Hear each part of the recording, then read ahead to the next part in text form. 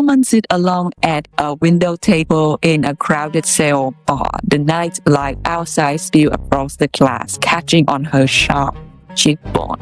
There's something familiar about her, an elegance that feels cinematic, like Angela Jolie in The Tourist. Her posture is relaxed, shoulder dragged back, lips brushing the rim of the glass as she takes a slow sip.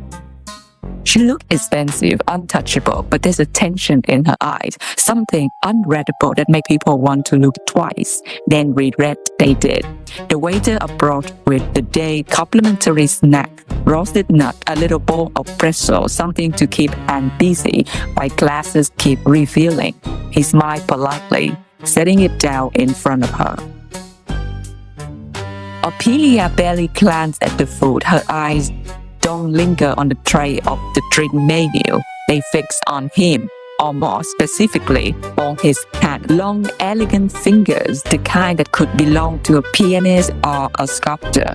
Each moment deliberate, graceful, veins faintly visible beneath the skin. She feels the all pull, the obsession, the urge. Not to hold them, not to trace them, no. To cut them, to clamp them, to take them home and lay them down neatly in a box, preserved and perfect. A collection of beauty she could touch whenever she wanted.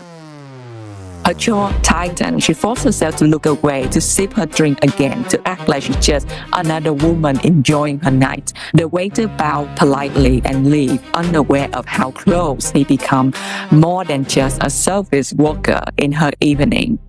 Ophelia could have those hands if she wanted them. The waiter could never see it coming. One call, one gesture, and his life would be reduced to nothing more than another trophy in her private collection. She is that powerful, that connected, a godfather kind of boss. The sort of woman whose name carry weight in small field rooms where decisions decide life or death. But not tonight.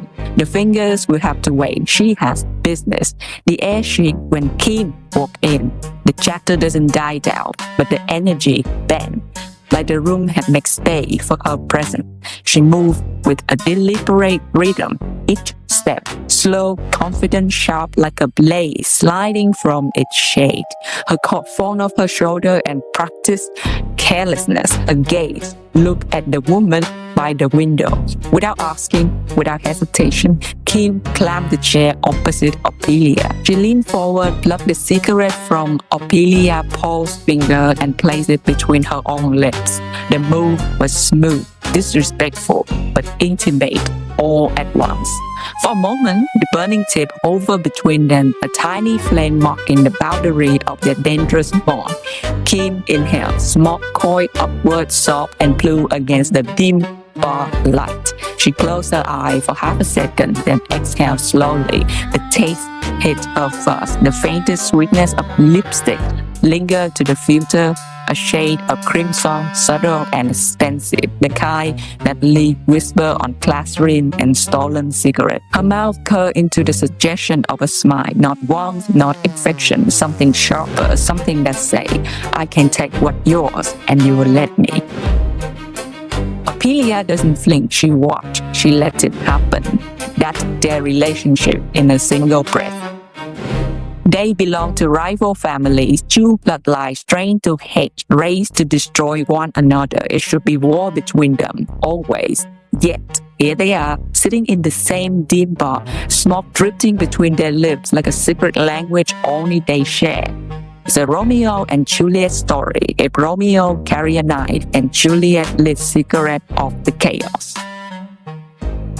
So Kim sat down, pushed this bag across the table and say, go on, open it. The bag looked ordinary, like something you use to carry grocery or a cheap gift. Ophelia pulled the open apart with deliberate calm. The dim bar light slid into the bag, catching on glass. Inside, nested against a folded clothes, is a small jar, a clear laboratory-style vial. The kind you expect to see in a medical supply cabinet. Floating inside the jar is the finger, small, pale, cleanly served at the base as if cut with precision, not torn apart. The skin still carried a faint sheen like it was washed, repaired. The nail is neatly shaped, delicate, almost elegant. It flowed in a thin liquid. Ophelia studied the way an art collector studied a rare find. Not a hint of disgust crosses her face, only satisfaction. Isn't it pretty? Kim asked. Ophelia smiled. Very pretty. And here is the plot twist. This meeting is not a scene in a low-budget mafia movie. Ophelia is not a boss. Kim is not her secret lover. Ophelia, not even a real name. Come on. She's a 17-year-old South Korean girl role-playing the mafia boss, and her real name is Park. Kim is not a hitman neither, just another teenager living in their mafia version of Dungeon and Dragon. What is real though? The finger and the chunk of lung Kim brought as an offline gift to Park. That was real.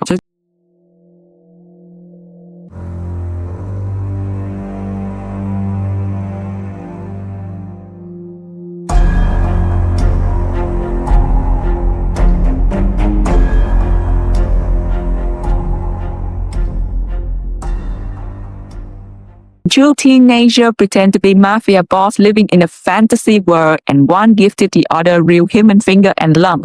Whose body is it? This case is dark and haunting. I tried to tell it to my mother and she told me to stop. It's not just weird roleplay that gone wrong. It's involved body dismember, cannibalism, and the victim is a child. Watch with your own discretion. Okay, now back to the madness. Within an hour, the apartment complex was alive. Light flickered on in window, doors open, neighbors spilled into the courtyard with flashlight and anxious face. The place was massive, towering buildings standing shoulder to shoulder, a concrete forest of identical gray tower. Courtyard, stairwells, hidden corner, a place where hundreds of families lived stacked on top of one another, and where one girl would vanish like a pebble drop in a lake. Parents call her name into the night. Sadang, Sadang. Their voice bounds against the concrete, echo back like a cruel trick.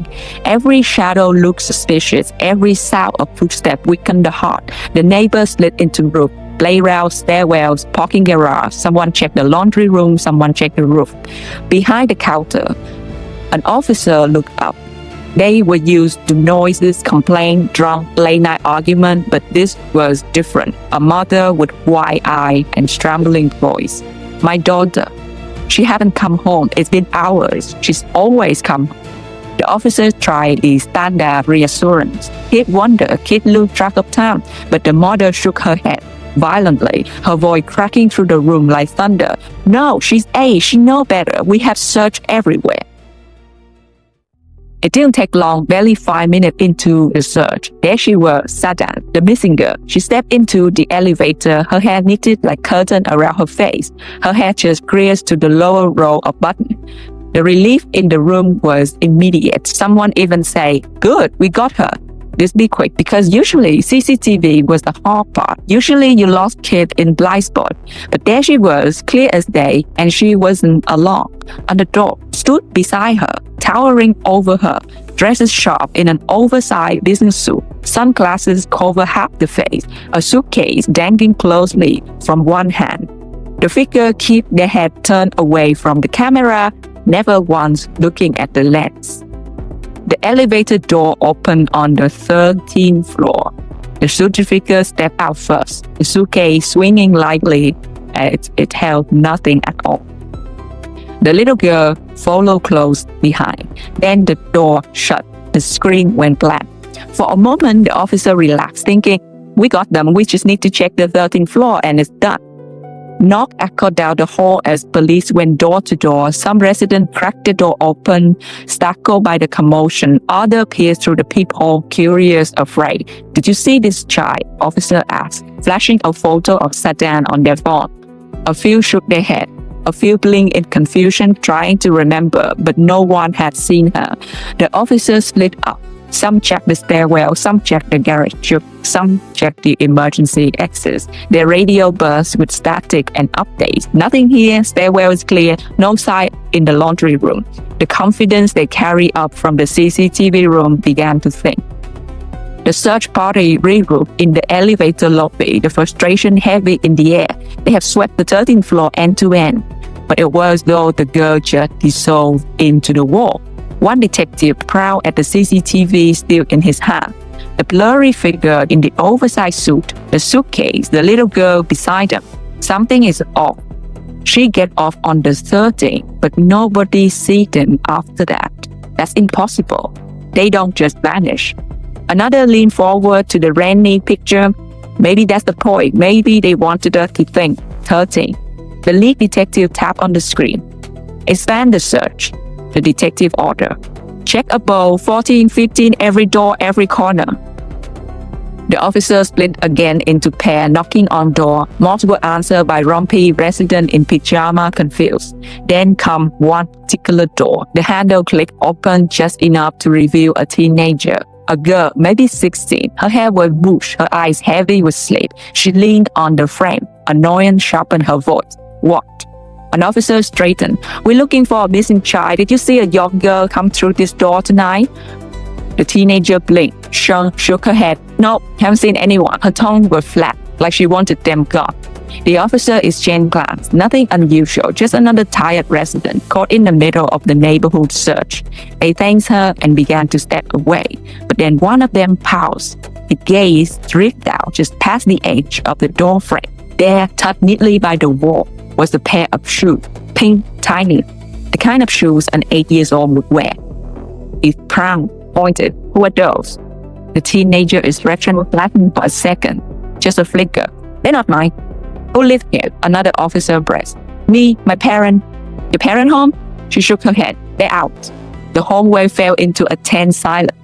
So if it was just her and her parent wasn't home, then who did those shoes belong to? Who are those? He asked again. Her mouth opened and closed. A beat of hesitation. Too long. That was enough.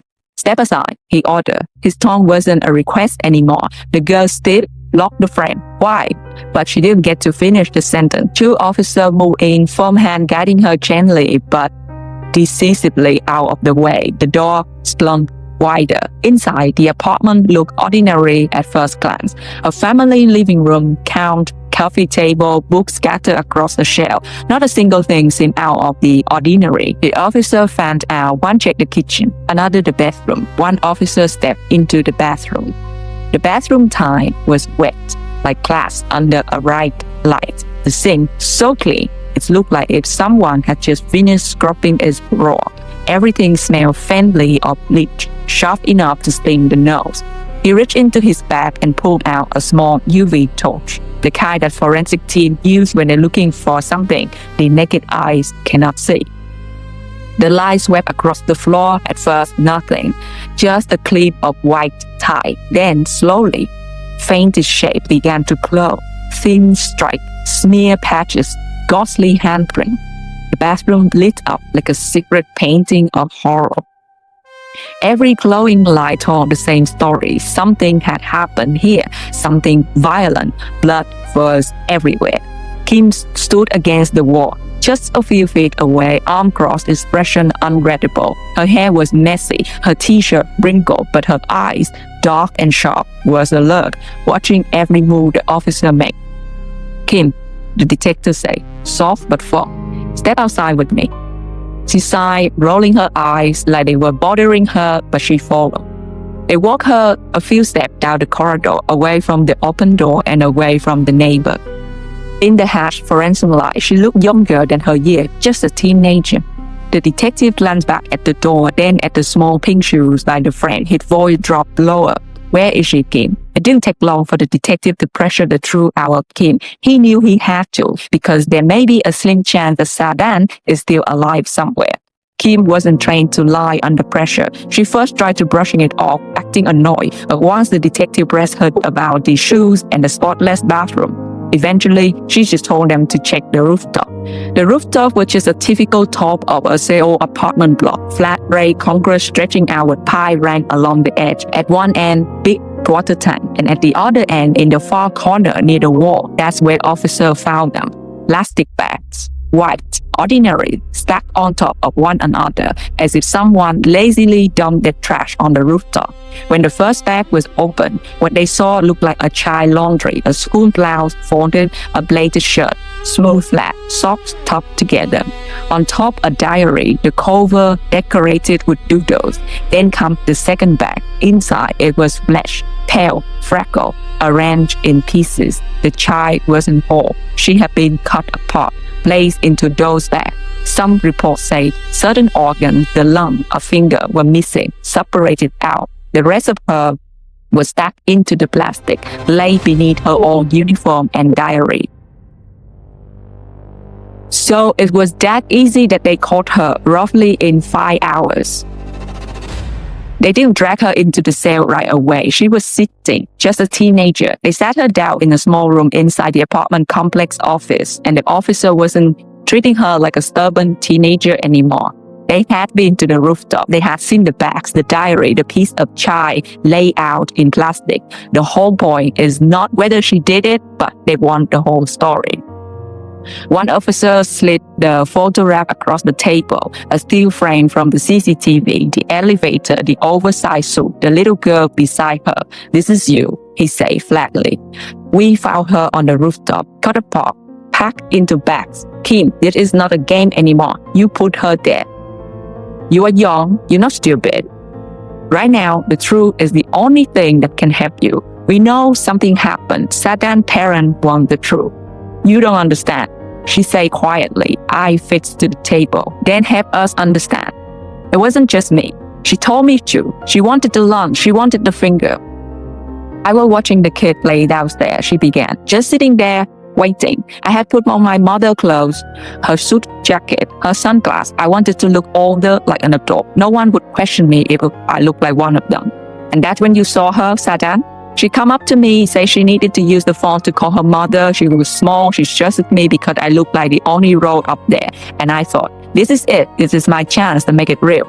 I took her into the elevator, pressed 30, got out with her. The camera would see that, think it was where we stopped. Then we walked up the stairs. To make sure she didn't think it is strange, I told her I usually go this way to take care of the trash. I have planned everything. In the bathroom, I wrapped the cord around her neck. She thought it was harder than I thought. She didn't just stop. It took longer. I brought her into the bathroom, thought I could cut her up, but it wasn't that easy. It was heavy. It was hot. And the smell, I didn't expect the smell. She felt staring at the tabletop. "You're telling us you planned this? You wanted this?" "I wanted to know," she whispered. "The forensic report come back like a puzzle with missing pieces. Rough conclusion, the core subjects were difficult, too much damage, too many random cuts. But one thing was undeniable. There were parts missing, a lump, a finger." The detective laid the report on the table in front of Kim, photograph, diagram. "You cut her apart. What were you trying to do?" "I wanted the lump," she said finally. "And the finger, that's what she wanted." "Who is she?" Kim's eyes hardened. "Park." Hour after the little girl had gone missing, Kim appeared again. Same building, but this time she wasn't heading home. The camera caught her stepping into a quiet street just outside the apartment complex. From the opposite side, Park approached. She wasn't in disguise. They met under a glow of a street lamp. The CCTV caught the moment clearly. Then they going together into a restaurant. They sat down, ordered fried chicken, and ate side by side while the bag stayed with them the whole time. Kim later admitted that she gave Park the served finger in a vial as a gift during that meeting. How much Park is involved in this? Police wanted the same answer too. Park was brought in the same night. On the table between them, sealed in the clear evidence bag, lay the vial. Inside, the pale little finger floated in cloudy liquid. Park's voice was soft, almost bleeding. "I thought it was fake, just a prop, like the thing we used in the game." The detective didn't press. They want her to speak about the game. "It was just roleplay," she said. "We make up a character, talk about mafia bosses, zombie, pretend stuff. Everyone in the chat room did it." In South Korea, there's a whole underworld of online roleplay community. Chat room where you don't log in as yourself but as a character you invented. A mafia boss, a zombie hunter, a high school student in some alternate bloody universe. The community was huge, thousands of users, dozens of different rooms. Each one a little world with its own rules and its own cast. People would write long, dramatic diary entry or stay up all night sending messages back and forth, acting out the scene. That's where Kim and Park found each other. Two teenagers, both lonely, both spending more time behind the screen than the real people. They met in a mafia-themed chat room, one of the most popular kind. Kim slid into the role of Ophelia, a one-handed mafia queen obsessed with finger, and Park played along as her rival, sometimes her enemy, sometimes her partner. At first, it were public role plays in a room. Line trade back and forth like a blade. But soon they started talking privately. Long, late-night message, waving their character into something darker, more intimate.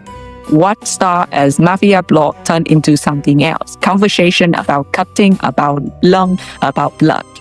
They had been talking privately for months, long enough to build a world together, long enough that when Kim said she wanted to make it real, Park didn't shut her down. She leaned in. And when Park told Kim she wanted the lung, Kim promised to deliver them. The question stands, do Park know about the real killing Kim did? Short answer, yes. The recover chat showed Park knew it was real, in real time, and even caught his Kim from the deleted then the recover message in their phone before the crime. Kim wrote, I'm going hunting, and Park answered, check the CCTV around the scene, send me a picture of your disguise. Then she sent a selfie in disguise. During the crime, Kim texted, I caught one, brought her home, saying she could use my phone. Park asked, is she alive? Which Kim replied, she's still alive. I'm going to wrap a cord around her neck. Kim even texts Park while cleaning up. I clean up the body. Let's meet after I clean the bathroom. They called multiple times during the critical window, 1 p.m., 1:37, 1:38, 2:20, 2:52 p.m. Then another text from Kim. Kim, should I bring you human organ? Just finger or lungs would be good. There are also evidence that Park clearly knows this is real world, not fiction. One of her texts read, there will be CCTV of you meeting me and giving me the gift. Let's say it was cookie. And then there was even plan to cover for one another. Park was clearly anxious about getting caught. Am I going to get involved? What will happen to me? I'm throwing up. To which Kim answered, I'll keep you out of it. But that promise didn't last long. The police knew they didn't need to break both girls at once. They only need to pull them apart and let the crack form naturally. They started with Kim. She was smug, almost arrogant at her first interrogation. At one point, she even smiled, saying Park knew nothing. But when police told Kim that Park has already been talking, that she was pointing the finger at Kim as the real mastermind, and that was all it takes for the finger to start pointing. She told me to do it. She wanted the organ. She asked for them. Across the hall, Park was facing her own battle. She wept, insisted she thought it was all a game, until the police showed her own chat history. She cracked too. Kim was obsessed. She pushed it. I didn't think she'd really do it. The police didn't need to invent a story. They just had to sit back and let the girls tear their own bond apart. The day they went to court, parent, reporter, neighbor all swayed into the wooden bench, their eyes fixed on the two teenagers at the center of it all.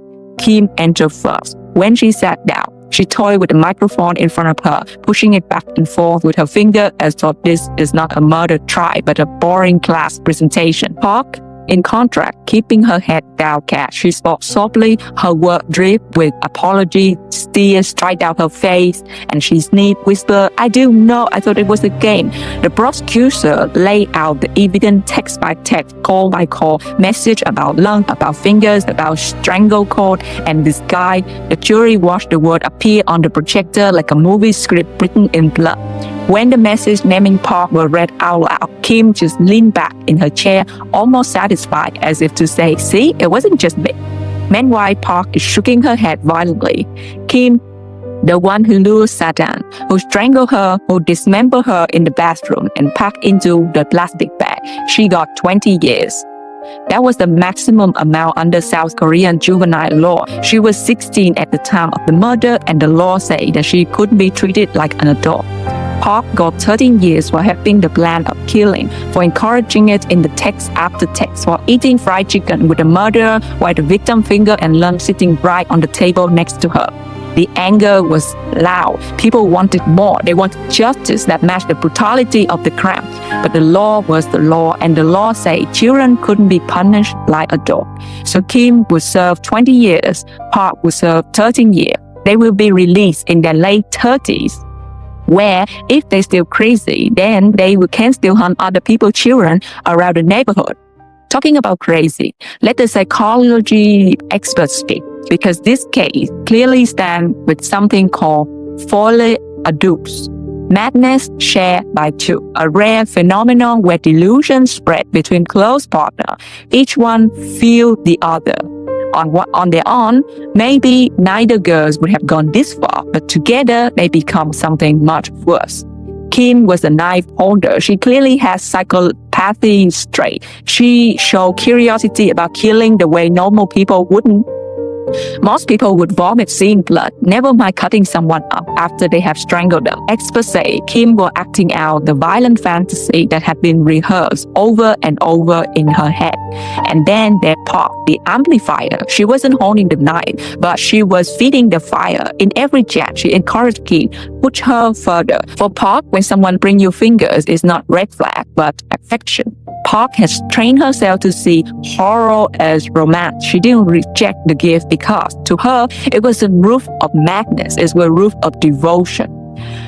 What do you even call a case like this? A strategy, a failure of the system, or maybe just a brutal reminder that evil doesn't always look like a monster hiding in the dark.